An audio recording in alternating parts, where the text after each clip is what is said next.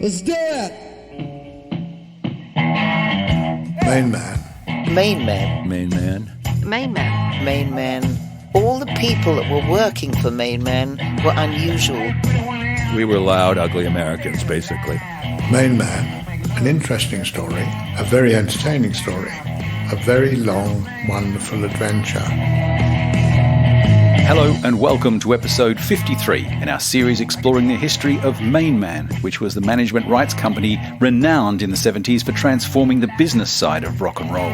The MainMan philosophy was to provide financial support that enabled their artists full creative freedom. The management team pioneered outrageous and often controversial promotions and marketing techniques that soon became the benchmark for the decadence and indulgences that are now part of rock folklore. Lou was New York. David was London. And Lou had that personality that it doesn't really exist in New York anymore, but it did then. And it had to do with drugs. It had to do with speed. The drug was speed. All these people, especially around the factory, they took speed. They were very fast-talking, witty, quick with the put-down, vicious, very, very vicious. And Lou was very that.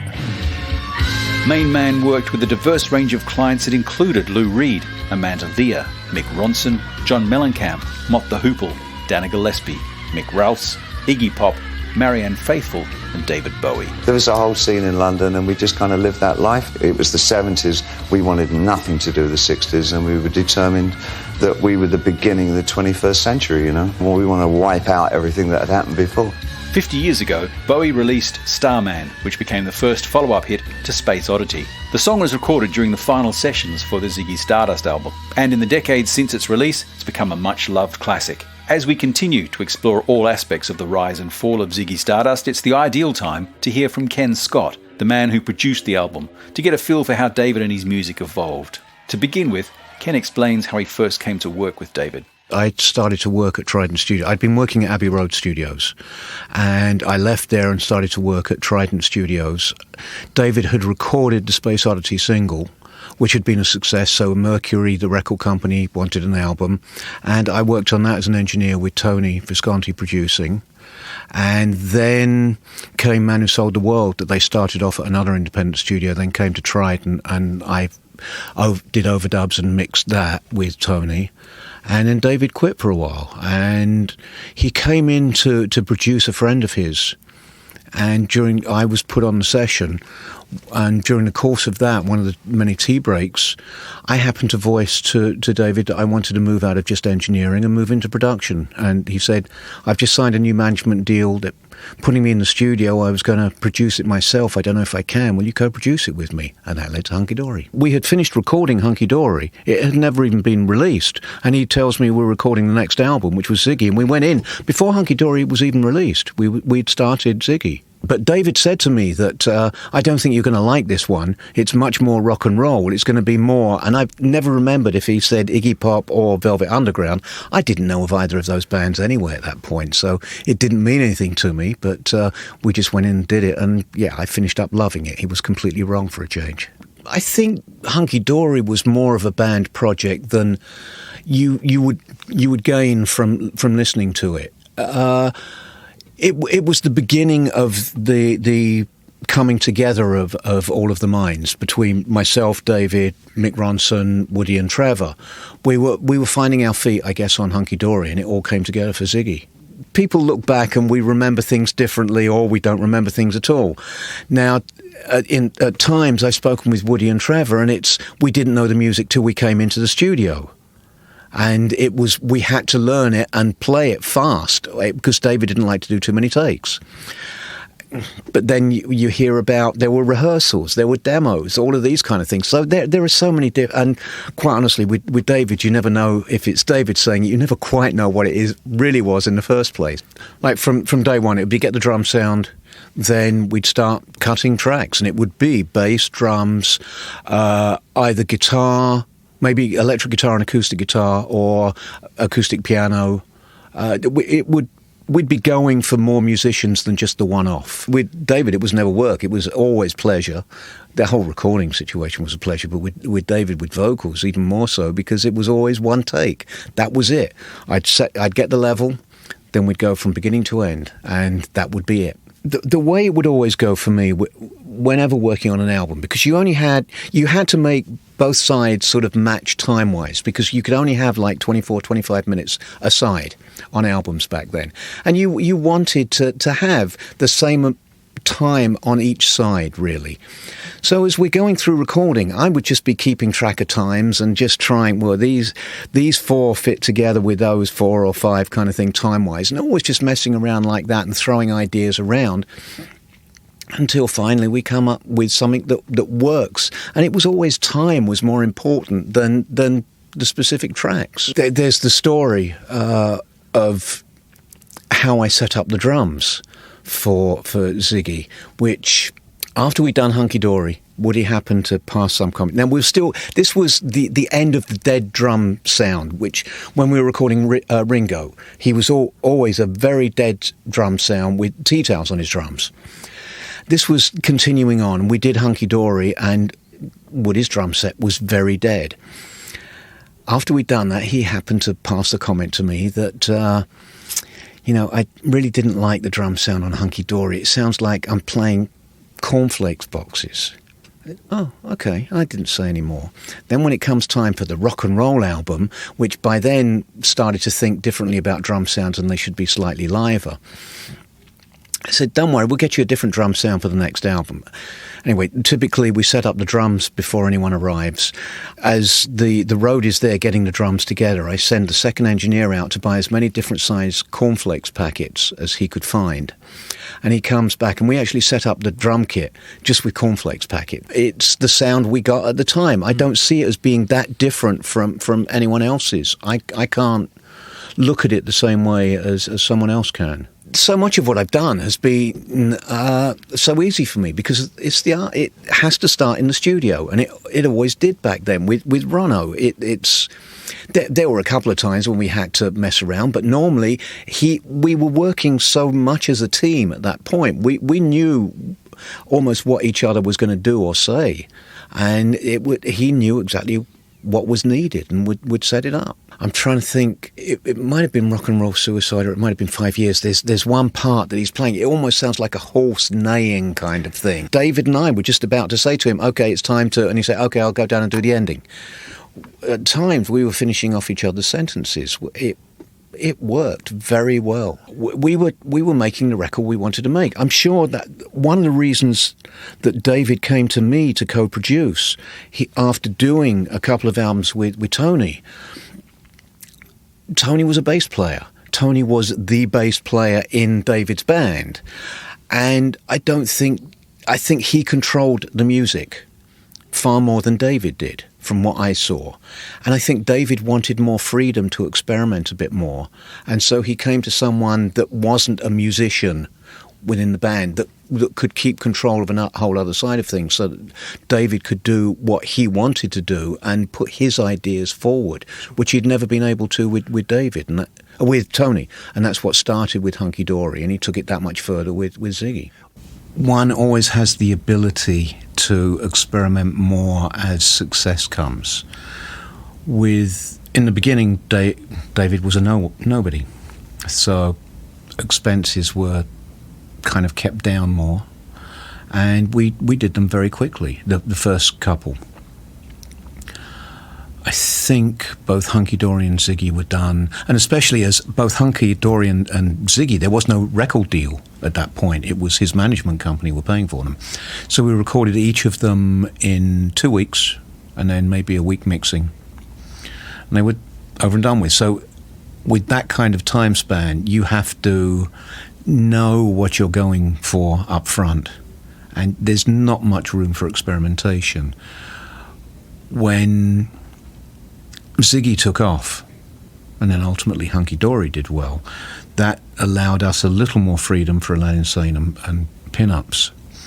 Aladdin Sane was actually started in New York and finished in England, and so it took a lot longer. And with pin-ups, that was all recorded in France and then mixed in England. And once again, with pin-ups, there was a lot of experimentation. Should we, as it was all covers, it was which one should we do the same as the originals, which one should we change, how should we change them, just various things like that. So the experimentation got more as it went on. Back then, most artists were doing 2 albums a year, one every 6 months.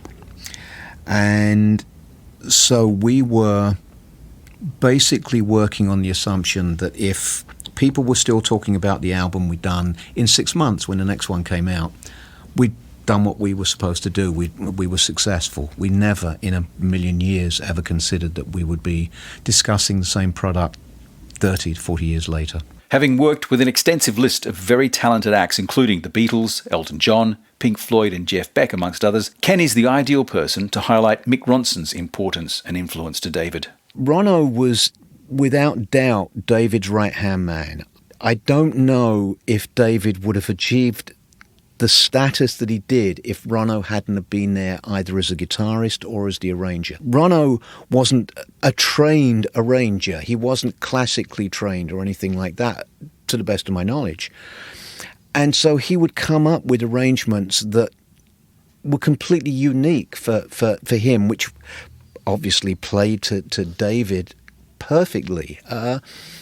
Just between David's stuff and the Lou Reed stuff, like the arrangement that he did for Walk on the Wild Side was incredible. Just so simple, but it worked. And much the same with David's stuff. At times theatrical, at times very simple. And it just captured the essence of the music completely, but from complete strangers, all of these violinists that had no idea what it was they were playing on. At the end of Life on Mars, the way that happens, I give talks now where I actually play the end of that as it actually occurs, because if you remember, it's the sustaining strings and then the piano and drums come up again and you hear this phone ringing. And it's this whole thing that you've got Ronno cursing because this phone has suddenly gone off in the bathroom of Trident Studios and we had to fade it out. And it's so funny when you hear the entire ending as it is recorded. And I also play this version that someone was doing a copy of Life on Mars, and they were doing it as close as they possibly could, and they do this ending, and they're saying completely the wrong things at the end, and it's really funny the way these things happen. But so much of it is just by chance. But we only found out the ending on Life on Mars because Ronno had done the strings to sustain. We'd never actually let the tape run on and hear what happened. But then as the strings were sustaining at the end of Life on Mars, suddenly this piano comes back up and the drums, and we hear all of this going up. We've got to keep it. Ken worked very closely with Ronno and David when they produced Lou Reed's Transformer album in 1972, which Ken engineered. So it's interesting to get his perspective on how David and Ronno approached that recording. The only difference for me between David's projects and Lou Reed was the fact that it wasn't the Spiders from Mars that were playing. It was session musicians. Apart from that, working relationship was exactly the same. I think David knew Lou's songs beforehand and already had fairly preconceived ideas of what they were going to sound like before going in, as he would do with his own material. So the only thing was teaching the session musicians the songs, and through their addition they were coming up with ideas such as the bass line on Walk on the Wild Side. That was totally Herbie Flowers' idea. When we were initially running through it, Herbie was playing upright bass. Once we'd got the track, Herbie came up and said, "Do you think I could put another bass on?" "What do you mean?" "Well," and then he put the same line but played, I can't remember, I think it's a ninth or something, I can't remember what the interval is between it, and just suddenly it was, wow, no one's heard anything like that before, that's great. And of course now it's firmly established for people sampling and copying and all of that kind of thing. After working with David on Hunky Dory, Ziggy Stardust, Aladdin Sane and Pin-Ups across a 3-year period, the final session that Ken produced with Bowie was for Diamond Dogs in 1973. It was a weird time because the last thing I recorded with David, it was 1984/Dodo, which was a combination of two of the tracks that were finished up being separate tracks on Diamond Dogs. And he was already thinking more along the Thin White Duke type of idea. He kept on saying that he wanted it, I want it more like Barry White, which was such a weird thing. It was one of the few mixes that he was actually at that I did with him, for him. It was a mix a day. And then probably go back at the end and maybe mix the first one again. I just got into this whole thing.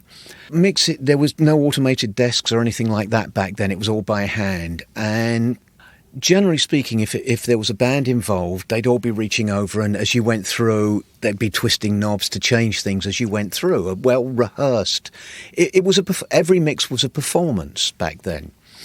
And with David, because no one was there except for me and maybe a second engineer, how could we do all of the changes? So I got into this whole way of mixing where I do like a very short section, get that right, edit it out, then do the next section, get that right, edit it to the first one, make sure that edit works, which now listening on headphones, some of them didn't always work as well as I thought they had at the time, but and gradually work through it. So there was never any of the, well, let's go back here another take, see if it was better. There was only ever one master take because it was just all edited together from individual bits. Let's see, Hunky Dory was 8-track with a little 16-track. That was round about the period of changing over to 16-track, and then Ziggy was all 16.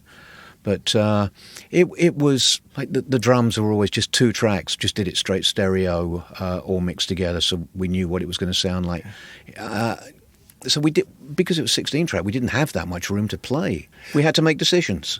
One of the worst mixes I've ever done was on, as far as I'm concerned, was on Aladdin Sane, which was Watch That Man. When mixing it, I felt that David's vocal should be an instrument. It shouldn't be out front. It should be on the same level. And I likened it to a Stone stuff, which quite often mixed vocals were really mixed back. So I did it, sent the complete album to the management. A week or so later, I hear back from them. It's all great, Ken, but can you just mix Watch That Man again with the voice more forward? Fine. Did that, sent it back to them. They get back to me, you know what, Ken? You had it right in the first place. It's better with it mixed back. Fine. Following week, they've sent it to RCA. I hear from RCA, it's great, Ken, but can you do another mix of Watch That Man with more vocal? I said, I've already done it for the management company. No, do another one for us, will you? I do it. They get back to me. We preferred the original. You were right. But I hear it now, and I can't stand it with the vocal like that. But it's changing tastes. I loved it at the time. But that shows how much I was doing it for me. And it just finished up that other people liked it. Ziggy as an album is great. It holds together so well. There are some tracks that I prefer on Aladdin Sane, but as an album it just doesn't hold together quite as well. David was listening to different records at that point. There was an American female singer called Annette Peacock, slightly avant-garde, not as out there as Mike Garson could get on some of his solos on Aladdin Sane. But David had started to get into that kind of music a little more, which was why Garson fitted so well into it. But just that changed everything slightly. Then very shortly after that we did the 1980 Floor Show, which was the final thing really for Ziggy. Fascinating recollections from engineer and producer Ken Scott, who played a very important role in recording the rapid evolution of Bowie's work during the legendary Ziggy Stardust period. There are some great pieces of memorabilia from the Ziggy era on the MainMan label website, along with a huge collection of other historic documents, including articles, telexes, letters and production notes, many of them never seen before, that we're adding to the MainMan label website each week. It's a great record of a very exciting period in rock history. That's at mainmanlabel.com. And on the website, you can also check out the other episodes in the MainMan series. I'm Des Shaw. This is a Zinc Media MM Tech production. Thanks for listening.